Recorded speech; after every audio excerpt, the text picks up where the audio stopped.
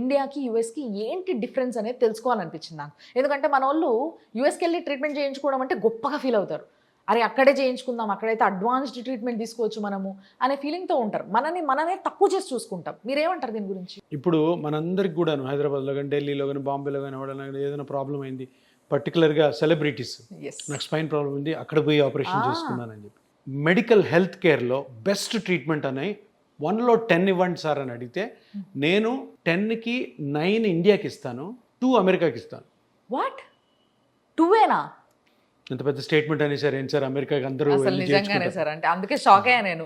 మరి 2 ఇస్తున్నారు అమెరికాకి. ఎందుకు అంటే అమెరికాలో వెస్టర్న్ కంట్రీస్లో వాళ్ళు పేషెంట్ని ట్రీట్ చేయరు, రిపోర్ట్స్ని ట్రీట్ చేస్తారు. అది కరెక్టేనా కాదో చూడరు. ఎంఆర్ఐలో డిస్క్ ఉంది, డిస్కెక్టమీ చేయండి. ఎక్స్రేలో మోకాలు అరిగిపోయింది, మోకాలు తీసేయండి. స్పైన్లో ప్రాబ్లం వచ్చింది, స్పైన్ ఫిక్సేషన్ చేసేయండి. ఇది అమెరికాలో చేసే పని.